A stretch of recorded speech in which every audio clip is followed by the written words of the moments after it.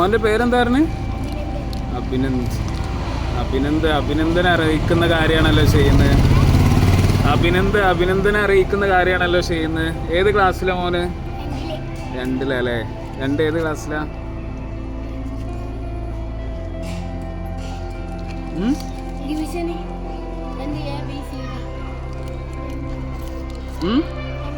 എൻ്റെ ഏ ക്ലാസ്സിലാ? നല്ല മോനാണല്ലോ, വെരി ഗുഡ്, അടിപൊളിയായിട്ടുണ്ട് കേട്ടോ. സ്കൂളിന് അഭിമാനമാണ്, ഉള്ളണ സ്കൂളിന്. നല്ല മോൻ.